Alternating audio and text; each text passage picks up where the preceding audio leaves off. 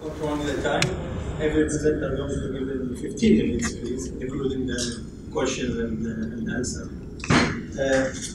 The first presenter is Dr. Ashraf Wazir. He's the assistant prof from ASU, PhD in computer science, data mining. His research of interest is data mining and smart systems. Dr. Ashraf, the stage for you. Okay, Assalamu alaikum, good morning to all of you. It's my pleasure actually today to stand in front of you all. First of all, I would like to thank our host, Prof. Iman, for his introduction, and my other colleagues and visitors as well. Today my paper is talking about mining association rules from XML data. It's a paper or journal presented by me, Dr. Ashraf, and with participant with my colleague, Mr. Mohair. We are both working in applied science universities. Yes. Okay. I want to give you some brief introduction about knowledge discovery, what we mean by knowledge discovery and what is its role and so on. So, normally knowledge discovery in databases or in data is a hot trend nowadays. And even in the last 10 decades, we have a lot of data, we have a huge amount of data. Vast amount of data that we cannot really use. So we are having a base, we have a lot of data, but actually this data in this format is unusable, we cannot get usable. So we need to apply something called data mining so that we can extract some hidden information, some useful data, some patterns that we can use. And for example, decision making, financial, and so on. So knowledge discovery, it consists of many parts and many steps. We have the selection, we have different types of data, different types of data types, sources, and so on. After that, we go for the pre-processing. Pre-processing here means that sometimes the data is corrupted, we have some missing values, we have some incorrect data, and so on. So we prepare the data, pre-process the data before we can perform the data mining process. We might have the transformation. Transformation means here that our data might have different format, different resources, so we need to do some kind of transformation in order to apply that data mining process. Our main concern here is that data mining itself. So here where our task comes, to apply that data mining technique and aspects on this data in order to have a knowledge. The knowledge here, as you can see, the diamond, this is what we can use. We can use the knowledge, but data in its first format, it can't be used because it's like raw data and you can't use it to take decisions or make assumptions about it. So, in order to use the knowledge, there is two steps to reach. One of it is the data mining. I'll just give you some idea about internet rapid growth. As you can see, nowadays internet is everywhere, our smartphone, our cars, our homes, even at home, for example, we have something called Internet of Things. It's like you have internet everywhere. So those internet devices all collecting data, sensing data and so on. So we have a huge, vast amount of data. Okay? And the amount of growth for the internet data or for the web data is very tremendous. We can't even, no one can even detect it or know how to what extent they reach. So our idea here is that I'm applying some data mining technique from one part of the web data, which we call the XML here.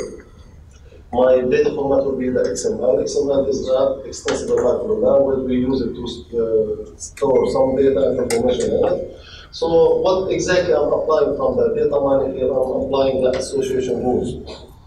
Association rules, what does it mean association rule? It means that the likelihood or the similarity between, for example, two things. For example, if X occurs, for example, Y will occur in the same percentage or it comes with a support and confidence. So this is what we mean by associative rules in general. The likelihood of two or more things to occur at the same time.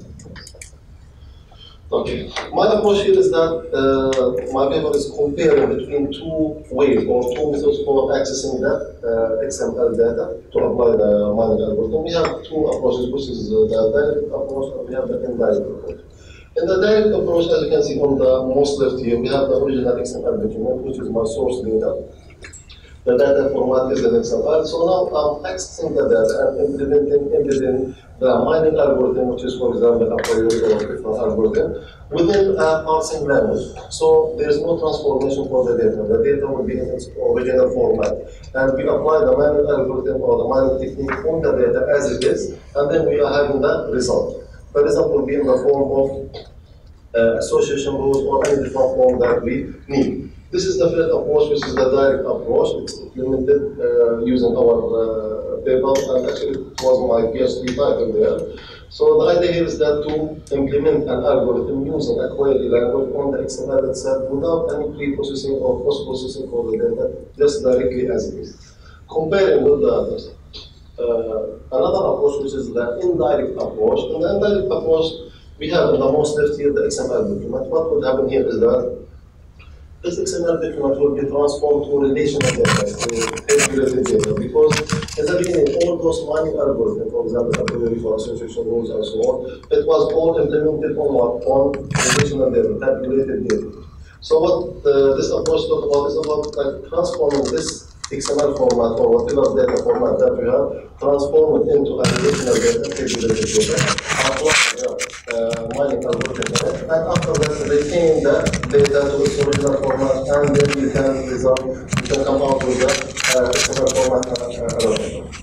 So as you can see, there is much overhead in transformation, converting the data from its original format to a new format. After that, you apply the mining algorithm. It might have some issues when transforming from one format to another format. Then whenever you have the result will be in different format as well, so we need to transform it back to XML and so on. So those are the two approaches that I'm tackling or implementing in this journal, which is the direct and indirect. The direct will implement the mining algorithm directly on the XML data or whatever format it is. In the indirect approach, it will do some transformation, pre-processing for the data in order to mine it. After that, the result will also be transformed to another format. To conclude my work here, we are giving this 15 minutes short time. Using traditional method to mine information from XML data directly does not work efficiently because we need a new way to take this data format. It comes with different formats, so the mining algorithm is designed to work on relational data. So those mining algorithms need to be modified or updated in a way so that it can be implemented on the XML directly. And there's a need to develop methods for mining information from XML directly, and not only XML, I'm talking about the structured or unstructured data without any transformation for data. That's it for me. Do you have a question? Any question? Thank you. Thank you. We have the second research paper titled A Systematic Review for the Challenges Related to the Implementation of the Information Modeling Big Data Analytics in the Internet of Things in the construction sector. The researcher is Ms. Gulbekşah. Mr. Gulbekşah is second-year PhD student from School of Built Environment and Architecture, London, South Point, USA. Completed both BSc Honors in Quality Surveying and Commercial Management and MSc in Construction Project Management applicable to Quantity Surveyor in Profit.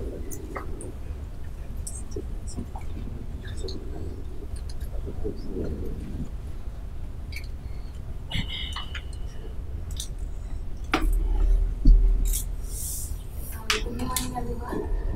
My name is Gulbekşah, a PhD student from School of Environment and Architecture, London, South Point.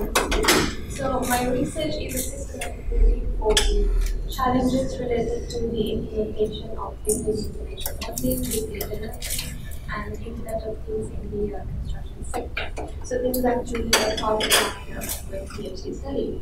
So let me start with an overview to my presentation today. So I will start off with an introduction to the research question formulation through background, literature review, and the epistemological sense of the study, and then the methods that have been used in order to answer the two research questions, data collection, data analysis, and discussion of the results and finding conclusion and recommendation for future research activities. So I hope you will be with me for these 15 minutes. Starting off with an introduction, I have taken out the key variables of my topic. So, BIM, Building Information Modeling, BDA, Big Data Analytics, IoT, Internet of Things are three of the innovative technological tools or strategic tools for an organization. So, BIM is a collaborative platform consisting of set of technologies, processes, policies, which integrates all stakeholders in designing, constructing, and operating the facility. Big data analytics is a way of managing large amounts of data in order to form sort of understandable information, knowledge, and valuable insights like patterns, trends, and correlations. So IoT makes devices like smartphones, remote controllers, sensors capable of interconnecting and communicating with each other over the internet. So the large amount of data produced by a BIM model can be captured, stored and analyzed by big data analytical techniques and can be transferred to IoT devices in order to form valuable insights in informed decision making. So that is the concept of BDI. So the second set of variables, implementation, is the process of putting decision into execution or effect. And the subject study here is the challenges related to the implementation process of BDI. So the method used is systematic review in order to catch those challenges, and the research scope is limited to the construction sector. Talking about the background, during the past several years, there has been a dramatic demand trend for BPI in the construction industry. But the industry itself is realizing its challenges and complexities are actually inhibiting the implementation process. So if you look back at the concept of BPI, the data produced by a BIM model can be design data, contract data, process data, geospatial data. So all these data can be captured and analyzed by big data analytical techniques. It can be descriptive analytics, prescriptive or predictive analytics, and can be interpreted by various ways like wisdom trees, data mining, crowdsourcing, simulation models for forecasting. So all these can be transmitted through IoT devices by cloud-based device connectivity. So the complementarity of these three things can offer you with a variety of benefits as well. That can be informed decision making in cost management, waste management, asset management, disaster risk reduction, and many more. So, for the effective implementation of these three things, it's important to understand the challenges behind this implementation process. It's also important to mention that there is a paucity of empirical data, but however, there has been a notable body of research that has addressed such challenges, which is the target consideration of my study. So the research question will be how BBI is positioned in the existing literature in terms of challenges for implementation. So as I said before, the method used is Cranfield's systematic review approach, which is consisting of 4 steps. Step 1, question formulation, 2, locating the study, 3, study selection and evaluation, and finally analyze and synthesize the findings from the study. So as I said before, the question is already formulated, and then the second step, locating the study. So all published and unpublished journal articles, conference proceedings, report chapters, editorial material pieces, and working papers have been reviewed, and the search strings used for BIM, big data analytics, IoT, challenges, implementation, with the connecting words of and or in major architectural, engineering, and construction databases like Scopus, Emerald, Web of Science, elsewhere, and IT-Con. So research also expanded into some brain literature in Google Scholar as well, as I said before, because of the paucity of data availability. So the consultation period was 2006 to 2016, which is 10 years of time. The current year, 2017, was excluded because of the incompleteness of the year as at the consultation date. So as per the review, it revealed that the number of studies that has addressed all three domains together was insignificant. In other words, little or no. But there has been a significant amount of studies that has addressed each domain separately, and a considerable amount of studies that has addressed the twin concept as well. So altogether, 869 papers were initially selected. The initial selection was then further sorted out in two successive steps. The first step was to eliminate the relevant document and duplicates, and the second step was to verify that the study actually addresses the subject area. So this filtered list was then subjected to classification consisting of 4 distinctive categories. So as you can see, category A, primary subject, which is addressed as the main topic. Category B is not the main topic, but detailed discussed. Category C, anecdotal, have just mentioned, but only as a future research avenue. Category D, mentioned but not in a broader concept. So the sum composed with 121 cases to review. But only the category A and B, which is primary and secondary, were selected for the final review. So 12 plus 36, altogether 48 cases were made for the final review. So for the data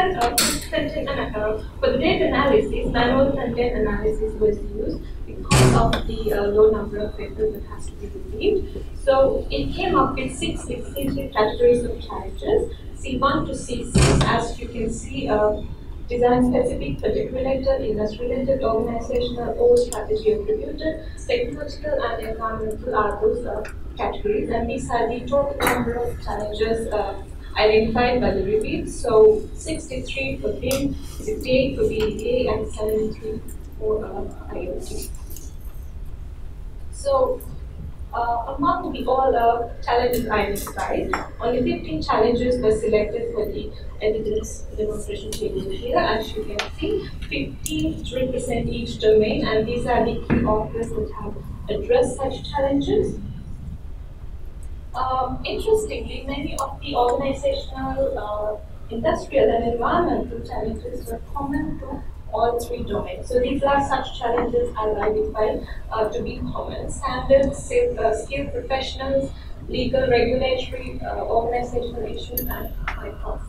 These are the common challenges. So out of all of them, only 6 were selected for the discussion of this paper. So 2 to represent each domain, 6 were selected for the discussion. So the most critical challenge for BIM, as identified by the review, was education, training costs for upskilling staff. So here, first of all, we need to understand the areas that need education and training and upskilling. So after that, we can apply training and education protocols.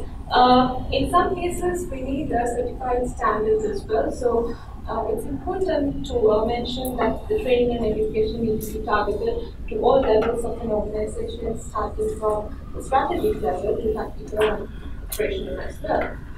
The second biggest challenge is interoperability standard issues. The high expectation of information sharing obviously requires interoperability. So this can be attributed due to lack of standardized approaches, inability of organizations to share and integrate information across a heterogeneous information system. So the open BIM concept in a common data environment is considered to be a solution for this issue. In terms of big data analytics, the most critical issue, the challenge is infrastructure hard cost. Even though the cloud computing technology has now reached to a certain maturity level, the hardware equipment is still very expensive. So a process SWOT analysis may help organizations to decide the cost and benefits of these long-term investment before the improvement is done. The second biggest challenge for BDA is data security, ethical considerations, and privacy. So there is a great need for forensics and intrusion detection, but this is not entirely addressed. So people have tried many things. They have trial will fail. So it needs to be admitted that this is still in the experimental stage. The biggest challenge for IoT is legal, regulatory, and right issues, often called as ownership issues. So this is actually considered to be a deep social issue, because as we all know, the creator of something always expect an acknowledgement for their effort of bringing something into life. So it's generally perceived that the sender or the producer owns the IoT data, but that ideology is quite ambiguous, which need to be settled. So there is a greater need for a strong set of regulations as well. The second biggest challenge is supply chain concerns. The industry reliability plays a major role here, so the organizations need to see how they can maximize transparency and standardization in their contribution to supply chain, and it can be achieved by creating devices according to an open standard that is agreed by the supply chain partners. So in conclusion, we have identified a number of challenges. So there are social, technological, and economic dimensions for recommendation. In social dimensions, top management involvement and encouragement is very important, and it should be participative, democratic leadership style is considered to be the most appropriate leadership style for innovative, contributing organization. And it should encourage trial, fail, and creativity according to the time it takes for learning, considering this learning curve. In technological dimension, it's important to build trust between the customers for systems secured from vulnerabilities, and there is a great need for protection against security, privacy threats, and ownerships. And the open standards, policies, and regulatory structures need to be strengthened as well. In economic dimensions, sustainable construction life cycle that promotes circular economy is a major concern nowadays. And then finally, achieving competitive advantage through the realization of business value is also a major concern, and that need to be sorted out with the strategic perspective. So those are the areas for recommendation. So thank you very much for listening. Any question? Yes, thank you. Thank you. We have a third research paper titled Optimizing Communication from Period Public Information through BMI, Cumulative Approach toward Achieving Sustainable Growth Delivery. Presenter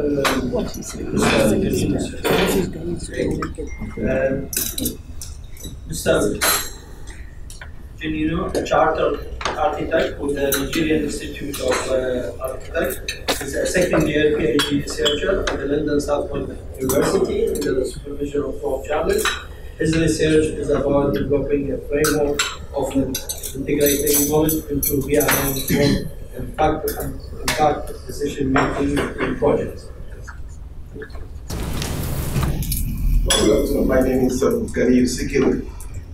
I shall be talking about optimizing communication among the Nigerian media professional team. One of my co-authors is there, my supervisor is also present there, such as Able. I recognize your presence. The outline of my discussion will be to introduce the topic, the rationale and objective behind this study, the methodology, then a quick review of the literature, and discuss the results and findings for this, and then make some conclusion and recommendation. As an introduction, it has been observed that effective communication is vital to any human activity. The construction industry, present method of communicating is very wasteful and ineffective. Successful project requires a high degree of collaboration and effective communication among the stakeholders.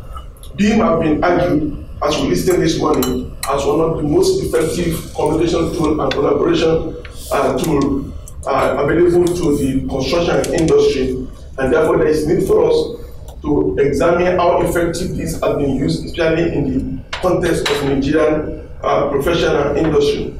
The aim of this research is to evaluate the signals of communication among Nigerian architectural, engineering, and construction professionals through BIM adoption. 3 quick objectives were set out. One, to review the present state of the art of the industry in Nigeria, then to also enumerate the effect of ineffective communication on sustainable project delivery in Nigeria context, and to identify the factor that actually hindering or serving as a barrier to BIM adoption for effective communication in Nigeria. The methodology adopted for this is empirical study. A review of the literature was carried out, and the researchers also did an online survey among the professionals in the industry using SurveyMonkey. 400 questionnaires were sent out. Unfortunately, about 102 were returned, out of which 68% were found valid. Others, about 32 were returned invalid because the respondent only answered one or few of the questions, so we did not use that. A quick overview of the Nigerian building industry shows that organized construction actually started before independence in Nigeria in about 1940, and the professionals involved usually are the architects, the quantity surveyors, and the builders, among others. In Nigeria, there are 2 types of contractors involved in construction. There are those we call the indigenous contractor, and those we call the multinational, who often handle the large projects. However, there are a lot of challenges facing this industry, among which is the issue of cash flow, the silo independent communication among the stakeholders, which leads to design error and improper planning, which culminates into a high level of building failure and a high degree of building collapse goes on in the country. The issue also revealed the importance of communication, effective communication among stakeholders. It was observed from the issue that about 50% of projects in Nigeria were adjudged unsuccessful due to poor communication among the stakeholders. And it was also observed that effective communication plays a vital role in all the stages of construction, right from the conceptual to actual construction of the project. And the means of communication available among the people on the stakeholder in the industry includes the drawing, contract documents, addenda to drawing, and specification are the popular one. Effective communication has been identified as a right step towards achieving sustainable project delivery. The diagram, the figure here shows the uncoordinated way of communicating among the stakeholders, each people talking to one another in adversely, which is leading to waste of time and a lot of time delay. BIM pledging was also reviewed, which BIM apparently means different things to different people. There are not less than 5 dimensions to BIM, ranging from the technology through the process, the management policy, and of course the people involved. But for the sake of this, BIM was defined as a process of creating and managing information on the construction project across its life cycle according to the National BIM report. It's also regarded as a value-creating collaboration underpinned by digital technology. BIM enhanced the high level of collaboration and communication, and therefore can be used effectively among the professionals to enhance effective communication for project delivery. Despite the perceived benefits of BIM, there are still obvious barriers to its adoption and implementation, especially in developing countries like that of Nigeria. In UK, for example, BIM levels of maturity level have been identified from level 0 to level 3. I want to see where Nigerian actually sits within this. This figure shows the movement of BIM, or the shift from the uncoordinated movement to the centralized information way of communication among the consultants using a centralized BIM model. The figure here shows the maturity level of BIM from level 0, where papers, drawings are used as the means of communication, up to level 3, where you have a full integration among all the stakeholders.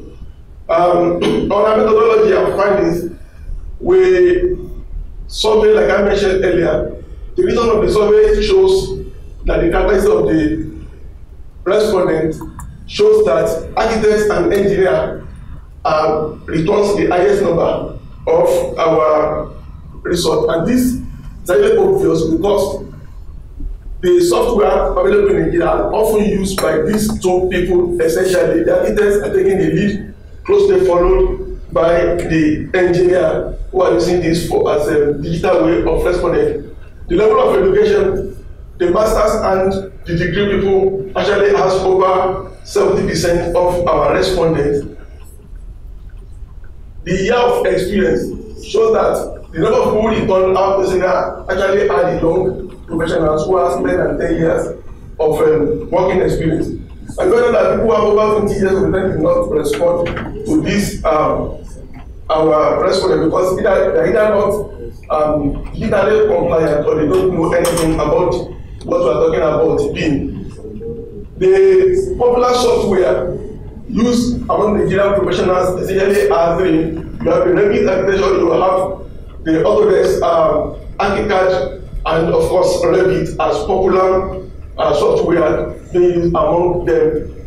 On the question about what level of competence they think they have using the UK parameters, most of them claim that they are at the level of intra-discipline, where people use BIM only to communicate among their own discipline. There is low level of communication and collaboration across discipline among those who responded to this. Asking them about the factors they perceived to be responsible for hindering effective communication, the highest factor identified from the literature was the fact that people, the top management, don't delegate power or don't delegate authority to people who are actually on the field.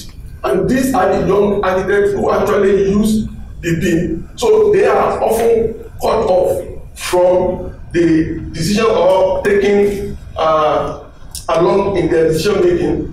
On the barriers for adoption of BIM, the first identified barrier was the resistance to change. People who at the end of affair, the DG of those companies, felt that, well, BIM is either a waste of time to them or it's too expensive. And so people prefer to continue the way they have been doing their things. The cultural problem was identified as the major barrier to BIM effective collaboration. The conclusion was that it's obvious here that BIM adoption is higher among the young professionals with proficiency in the three major software tools, so that the level of BIM competence is still within the disciplines. In other words, the architects, the use their software on their way and pass it over to the engineer, also do what they have. There is no collaboration or integration among the professionals. Major factor hindering communication is also the inability of people in authority to delegate power to the personnel on the field. And the major barrier identified to BIM collaboration is actually resistance to change, closely followed by integration problem, ignorance about what BIM is, and of course high cost of BIM. And therefore, we recommend that for BIM to be used effectively in Nigeria for communication and collaboration, there is need for people on the field to actually remove or mitigate these hindrances and barriers that are reducing the operation of BIM for effective communication among the construction professionals in the industry. Thank you very much. Any question?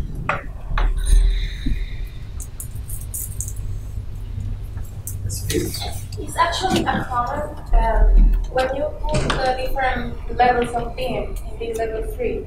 Did they actually say that they are doing BIM level 3? No, there is also. But can I see again the table? So.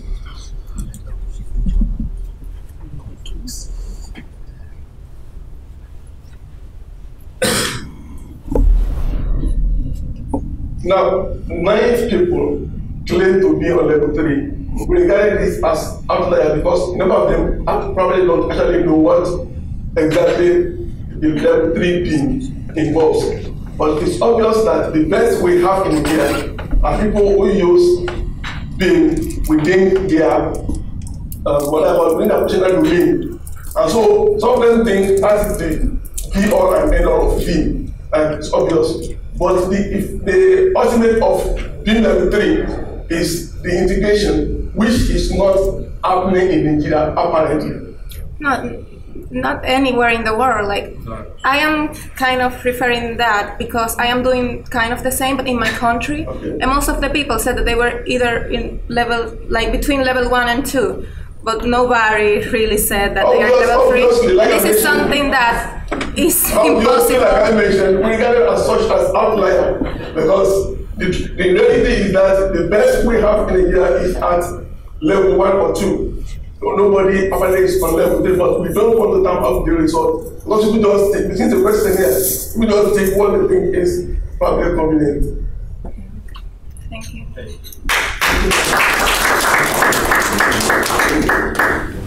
We have the fourth research paper, will be presented by Dr. Julie. Dr. Julie is a PhD candidate at the University of Bath. Professionally, Julie is an architect and experienced researcher and research interest in the area of building information modeling, and more specifically BIM implementation for facilities management and healthcare. The next paper is the same paper is presented by Dr. Mouyed Khadr. Dr. Mouyed is an assistant professor acting in the Department of Computer Science and Applied Science at Applied Science University in Bahrain. He received his BSc degree in Computer Science from Urban University, and MSc from UPM University of Malaysia, and PhD in Computer Science, Database and Software Engineering from UKM University of Malaysia. He has been active in the area of computer science for 14 years. He worked in Jordan, Saudi, and Oman, and recently in Bahrain. His current research involves study of data science, mobile databases, and smart systems. Okay, my paper titled Smart Shoes for Visually Impaired and Blind People, written by me, Mouyed Khadr, and in association with my colleague Dr. Ashraf Abaziz, and my friend Malik Al-Zaqif from Jeddah University, Jordan, and a master's student in data science in the Faculty of Computer Science in Sunderland, Muhammad Said. Before we start the presentation for this paper, kindly I would like to ask you, the viewers sitting here, if you just can close your eyes for 1 minute. I have 15 minutes, right? Okay, I can use 1 minute. Start from now. Yeah, starting from now. If you just can close your eyes for 1 minute. 1 minute. Okay, no, I will wake you up. Just for 1 minute. But please try to be honest and just close your eyes.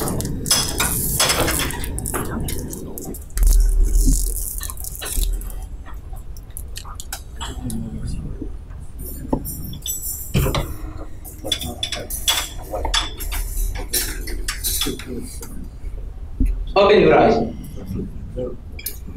Okay. Why I did this